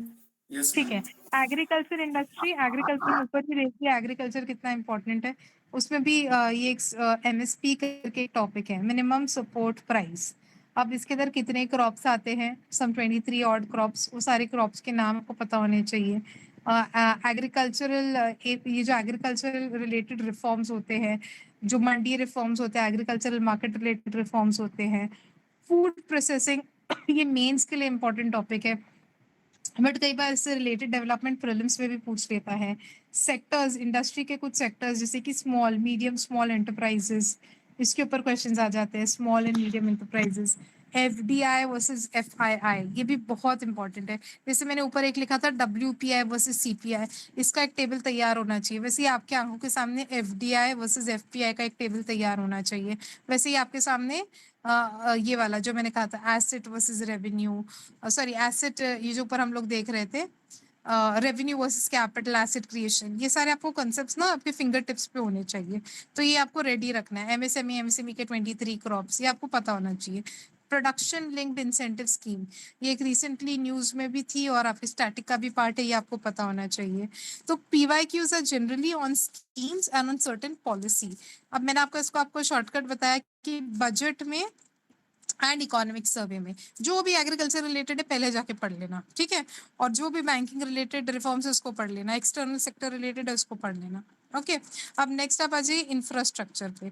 इंफ्रास्ट्रक्चर पे भी बेसिक यही होता है कि public private partnership, PPP model, इसके ऊपर 1-2 साल पहले यूपीएससी ने एक सवाल पूछा था, तो इतना नहीं पूछा बट एक जनरल आइडिया आपको होनी चाहिए। मेंस में इस पर क्वेश्चन आते हैं। इनविट्स वर्सेस रीट्स वर्सेस इनविट्स, ये एक सवाल यूपीएससी ने पूछ लिया था। अब इनविट्स और रीट्स क्या होता है, आई एम सॉरी अगेन, आप जाके इसको खुद से पढ़ेंगे। नेशनल इंफ्रास्ट्रक्चर पाइपलाइन, ये मतलब एक फंड होता है इसके अंदर जो इंफ्रास्ट्रक्चर पे होता है। इंफ्रास्ट्रक्चर मतलब क्या है, ये आपके रोड्स, हाईवेज, आपका क्या कहते हैं nuclear power plants, thermal power plant, जो आपकी इकोनॉमी के जो इंफ्रास्ट्रक्चर है उसके ऊपर कुछ खर्चा होता है, वो NIP के थ्रू आता है। तो ये अगेन मैं आपको लेमैन टर्म्स में voice not clear, okay 1 minute, now is it clear? Yes, ma'am. Perfect। Yes, ma'am. आप लोग अभी नेटवर्क चेक कीजिए, हो सकता है एक सम नेटवर्क इशू है दे रहे हैं। Okay, so next we will be looking at this HRD, human related development schemes, self-help group, poverty, sustainable development goals. इसके ऊपर भी आपको जो वेलफेयर रिलेटेड मैंने कहा ना, जो विकास related, welfare related, self help groups, poverty कम करने के लिए कोई इनिशिएटिव है, ये भी आप समझ जाइए। जो भी pro women, pro poor, pro environment, इससे रिलेटेड जो स्कीम्स होंगे ना, government would want to show them कि okay we are doing something good. तो वो सारे ऑप्शंस भी कई बार चांसेस होते हैं करेक्ट होने के, और कई बार वो सारे टॉपिक्स भी UPSC would want to ask, okay, because they want to show you that this is the good work that we are doing. अब हम सारे 7 टॉपिक्स को काइंड ऑफ कवर कर लिए। अब हम इसका एक क्विक समरी देखेंगे कि मैं यही कहना चाह रही हूँ कि आपके क्वेश्चंस जो है स्टैटिक प्लस करंट दोनों मिक्स्ड होंगे। अगर आप करंट भी पढ़ रहे हैं, मतलब बजट इकोनॉमिक सर्वे भी पढ़ रहे हैं, तो आप जाएंगे उसको स्टैटिक से लिंक करेंगे, ठीक है। आपको इन वाले टॉपिक्स को ज्यादा पढ़ना है, जैसे मैंने कहा कि ये प्रो वेलफेयर स्कीम, डिजिटल रूपी, क्रिप्टो करेंसी, ठीक है। और अगर कोई नया डेवलपमेंट आया है, कोई नई स्कीम है, आप उसको पढ़ेंगे। इन्वायरमेंट फ्रेंडली अगर कुछ काम हो रहा है, कार्बन मार्केट्स, इसको पढ़ेंगे। Women related, self help group related कुछ हो रहा है, कोऑपरेटिव सेक्टर में आप उसको पढ़ेंगे। तो स्टैटिक को करंट अफेयर से लिंक करके पढ़ेंगे। और क्या आपको सिर्फ रट्टा करना है डेफिनेशंस को? नहीं। जैसे आपने ऊपर देखा, इन्फ्लेशन को लिंक किया था इंटरेस्ट रेट से, इन्फ्लेशन, इंटरेस्ट रेट और अपना एक्सपोर्ट्स इंपोर्ट्स, ये तीनों चीजों को लिंक किया था। तो काफी लिंकेजेस, कॉज इफेक्ट और एक रियल वर्ल्ड एप्लीकेशन आपको इकोनॉमी में आना चाहिए। तो आप स्टार्ट करेंगे कि इंपॉर्टेंट चैप्टर्स को पढ़ते हुए, बट आप alone stand alone in silos आप पढ़ के नहीं जा सकते। टोटल इकोनॉमी की कंसेप्चुअल क्लैरिटी एसेंशियल है। बट एक बार अगर वो हो गई तो आपके 20 से 25 क्वेश्चंस आपके पॉकेट में है। That equates how much? अगर आप 20 क्वेश्चंस भी पढ़ते हैं या 15 भी पकड़ के चलिए, 15 क्वेश्चंस इंटू 2, 15 के 15 आपके राइट हो गए, तो आपने प्रीलिम्स में 30 मार्क्स स्कोर कर लिए इकोनॉमिक्स से अलोन। सिमिलरली पॉलिटी के भी अगर आप, वैसे तो आते 20 से 25 क्वेश्चन इनडायरेक्टली, डायरेक्टली मिलाकर करंट से लिंक करके, बट अगर आप पकड़ते 15 क्वेश्चन पॉलिटी के भी, तो 15 question economy, 15 question polity, 30 question, 30 into 2, 60 marks आपकी जेब में। प्रीलिम्स का कट ऑफ कितना होता है? 100, 110 के अराउंड। अगर आप 120 भी पकड़ते हैं तो आप 60 तो यही दो टॉपिक से, यही दो सब्जेक्ट से ले लिए, ठीक है। बट इन दोनों पर आपका एक अच्छा ग्रिप होना चाहिए, तो इसको जितना टाइम देना है दो, बट इसको अच्छे से पढ़ो, ठीक है। Interlinking is key. UPSC is mixing topics. Don't study chapters. Understand the connection. So finally, what do you have to do? You have to do the revision in the order that was mentioned. Secondly, you have to look at this list of 23 topics जो मैंने यहाँ पर लिख दिए हैं, ठीक है। तो इसके साथ साथ आपका kind of important areas and UPSC important topics cover हो जाता है। From my end, this is all. मतलब आपको मैंने पूरा एक बार मैं क्विक आपको एक समरी दे देती हूँ। ये टॉपिक्स है जो यूपीएससी ने पूछे थे। ये सारे टॉपिक्स पे आपको क्या करना है, हर टॉपिक को आपको स्पेसिफिक जाके पढ़ना है, ठीक है। अपनी नोट से ही पढ़ेंगे तो बेहतर है, क्योंकि I don't want you to multiply your resources at the end time, but do them properly. And why you have to do them? Because UPSC has a tendency to repeat its own questions. If not its own questions, it will repeat the options. For example, अगर आपके options में कुछ लिखा है जो incorrect भी है, ABCD 4 option होते हैं और एक क्वेश्चन होता है, राइट। तो जो भी क्वेश्चन है उसका आंसर ए होगा, बट जो BCD है ना, वो जो वर्ड्स वहां लिखे हैं, जैसे कमर्शियल पेपर लिखा है, सर्टिफिकेट ऑफ डिपॉजिट लिखा है और कुछ और वर्ड लिखा है, एंजल इन्वेस्टर लिखा है। तो अब यूपीएससी ने कहीं ना कहीं इंक वेस्ट करके एंजल इन्वेस्टर के बारे में सोचा और वहां पर सी ऑप्शन उसको बनाया। तो next year there is a chance कि एंजल इन्वेस्टर पे क्वेश्चन बन जाए। तो आपने सिंस वो पेपर में वो वर्ड्स प्रिंट हुए थे, आपने यूपीएससी के सारे पीवाईक्यू के ऊपर सारी नोट्स तैयार कर रखी है। अब उस पर आप एआई की मदद लीजिए या आप एग्जिस्टिंग नोट से पढ़िए, वो आपका स्मार्ट वे ऑफ स्टडी होगा जो आपको सूट करता है, बट आपको वो करना ही होगा। ऑलराइट, तो this is it from my and. हमने लिस्ट ऑफ पीवाईक्यूज देखे। पीवाईक्यूज को क्यों पढ़ना है? क्योंकि रिपीट होंगे। पीवाईक्यूज के इनकरेक्ट ऑप्शंस पे भी आपको नजर रखनी है, क्योंकि हो सकता है नेक्स्ट ईयर वो उसका सवाल बने, हो सकता नहीं, होता ही है। जब आपके पीवाईक्यू एनालिसिस वाले लेक्चर्स होंगे आपको ये चीज समझ आएगी, या जब आप खुद इन डेप्थ बैठकर करोगे आपको ये चीज विजिबल हो जाएगी। इंपॉर्टेंट चैप्टर्स हमने देखे, इंपॉर्टेंट चैप्टर्स के विद इन हमने इंपॉर्टेंट टर्म्स देखे, एंड ऊपर हमने एक ग्राफ देख लिया, क्वेश्चन टेबल देख लिया, और करना क्या है वो भी देख लिया। आपको कंसेप्चुअल क्लैरिटी लेनी है, सेम सोर्स का मल्टीपल रिवीजन करना है। इससे आपका क्या होगा, इससे आपके good amount of question solve हो जाएंगे, right. So that is the end goal. Is anything else that you all want to ask from me? We have some minutes left. Yeah. Ma'am जो आपने टॉपिक बताया है मैं इनको कहाँ से पढूं? क्योंकि मैं तो फ्रेशर हूँ, तो इसलिए पूछ रहा हूँ आपसे कि मेरे पास इनके नोट्स वगैरह कुछ भी नहीं है, तो आप कुछ हेल्प कर दो मेरी। आपका नाम क्या है? मैं मोहम्मद कैफ। ओके, सी मोहम्मद कैफ, आपको ना अगर आपने जस्ट स्टार्ट किया है आप इसे भागेंगे रेस, और ये आपके लिए, सिर्फ मोहम्मद कैफ के लिए नहीं है, ये सबके लिए एप्लीकेबल है। हो सकता है सिर्फ कैफ ने हिम्मत करके क्वेश्चन पूछा है, but many people who have the same doubt.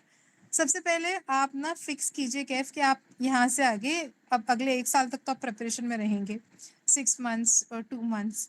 तो आप कहाँ से इकोनॉमी पढ़ना चाहेंगे? आप मृणाल सर फॉलो करना चाहेंगे, आप वाजीराम नोट्स फॉलो करना चाहेंगे, आप क्या कहते हैं श्री राम आईएएस फॉलो करना चाहेंगे, आप क्या फॉलो करना चाहेंगे, आप खुद ये डिसाइड करेंगे डिपेंडिंग ऑन आपको उसके लेक्चर्स मिल रहे हैं, नोट्स मिल रहे हैं इजीली, या आपके कोई पीयर ग्रुप आपको हेल्प कर रहा है, तो आप देखेंगे आप कौन से मटेरियल के साथ ज़्यादा कंफर्टेबल है आप, और वो मटेरियल को आप फिक्स कर देंगे अपने लिए। अगर मेरा सजेशन मैम आप वो मांगोगे तो जी हाँ मैम बताइए बताइए। हाँ, मेरे सजेशन के हिसाब से देखिए मृणाल सर के नोट्स को पढ़ने के लिए टाइम जाता है, बट अगर एक बार आपने वो देख लिया ना तो मेरे हिसाब से maybe some people would find it very lengthy, some people find Mrinal sir very lengthy, but according to me it is very decent because he is a very senior faculty.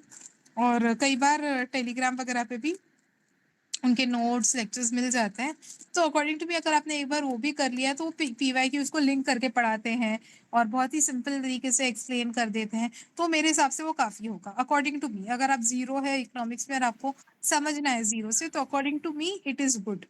So now you can choose it, but if you think that you are confident enough आप कोई notes पढ़ के ही समझ जाएंगे, तो आप वो भी फॉलो कर सकते हैं। Okay, that's up to you. तो मैंने अपना रिकमेंडेशन दे दिया, Mrinal sir economics you can follow and anybody can follow if you're a fresher, you can use it because he links it to PYQ and everything, and he gives you a holistic understanding. तो ये हो गई बात। अब ma'am इसको इस आपको हाँ, इसको आपको अभी एक दिन में नहीं होगा, ये 30 दिन में भी नहीं होगा। इसको आपको एक 45 लेक्चर्स 50 लेक्चर्स अगर होंगे, रोज आपने एक लेक्चर भी देखा, तो आपको तकरीबन 40 से 50 दिन लगेंगे इकोनॉमिक्स पढ़ने के लिए फर्स्ट टाइम। ले लीजिए 50 दिन अपनी जिंदगी के डालिए इकोनॉमिक्स पढ़ने में, आगे तक का आपको आसानी हो जाएगी। ठीक है, तो take that time and don't try to rush it. Okay, Azmal Adib is again and again mentioning कि I should share my notes. I will share my notes, don't worry.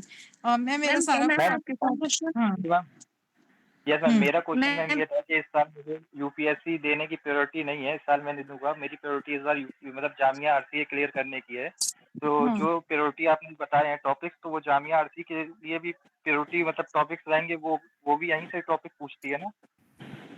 देखिए मोर और लेस ये सेम रहेगा, मोर और less. अब मैं देखिए Jamia RC मैंने क्या लॉजिक, आप लॉजिकली सोचिए ना, जामिया आरसी भी आपको यूपीएससी की तैयारी करवा रहा है, ठीक है, वो एक्सपेक्ट करेगा कि ये कोर एटलीस्ट ये कोर चैप्टर्स बच्चा पढ़ के आए, तो they will for sure try and target those chapters. So that is the logical explanation. But tomorrow if some management or some exam committee decides to ask something else, then you can't blame me, oh Jamia RCA did not ask this. We are deriving a very logical analysis के logically क्या सही है क्या नहीं। अब next level पे हम जब जामिया आरसी के पीवाईक्यूज देखेंगे, या आप खुद भी जब जामिया आरसी के इकोनॉमिक्स के पीवाईक्यू उठाकर देखोगे, आपको कहीं ना कहीं इन दोनों के इंटरलिंकेजेस मिल जाएंगे। और जो भी बच्चे यहाँ पर अगर ऐसे बोल रहे हैं कि हमारा यूपीएससी टारगेट नहीं है जामिया टारगेट है, प्लीज अंडरस्टैंड कि दोनों का सिलेबस सेम है।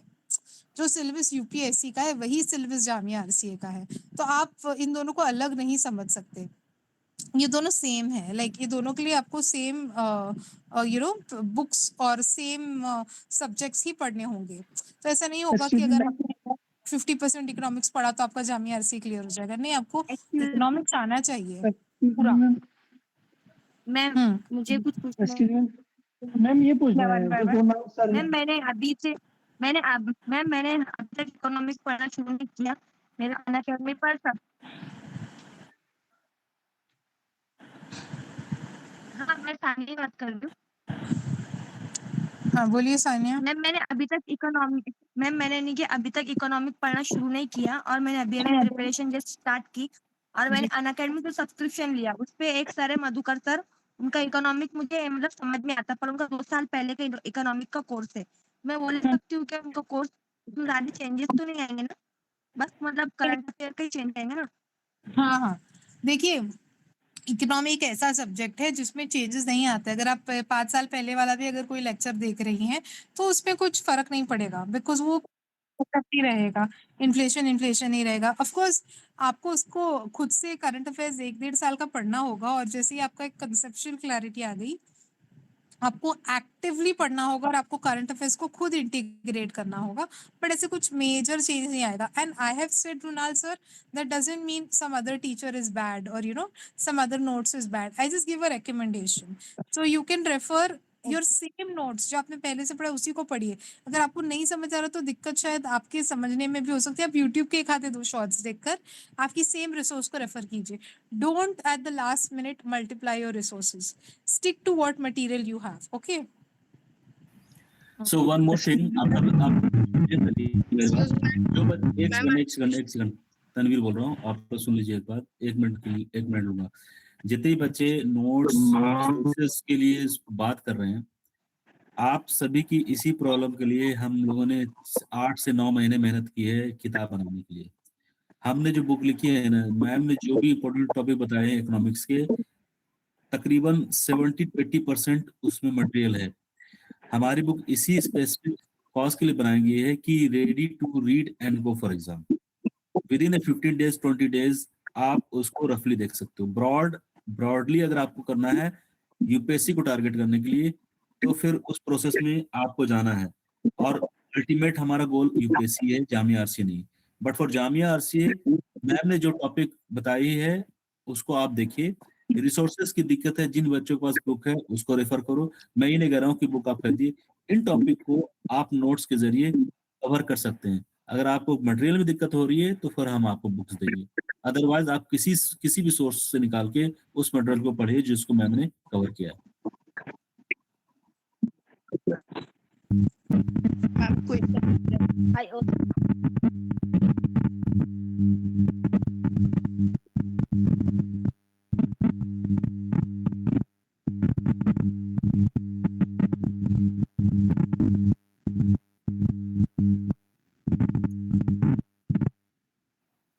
मुझे बस क्वेश्चन पूछना है।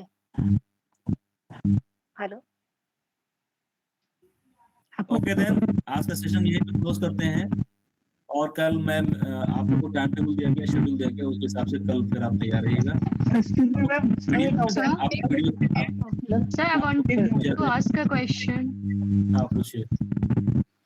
Sir, that recorded lecture, sir, how many times we can see that recorded lecture? Is there any limit? नहीं, it is unlimited. Anytime you can. Okay. And this is exclusively for you only, who are. जो रोलान sir की video lectures हैं, मैं उसमें specific part देख लूं जो आपने बताया है, वो इनफ रहेगा। हाँ जी। मैम ने इम्पोर्टेंट टॉपिक कवर किए हैं फिल्टर करके उस एरिया में। देखो पॉलिटी, इकोनॉमी, ये दोनों बहुत बड़ा टॉपिक है, तो इसको आपको ऐसे देखना है। Hello sir. Okay sir. Hello sir. Hello. आज का सेशन ये close with you PDF hello and recorded lecture tomorrow. Sir I have a question. जुगनू बोलिए फटाफट। हाँ बोलिए।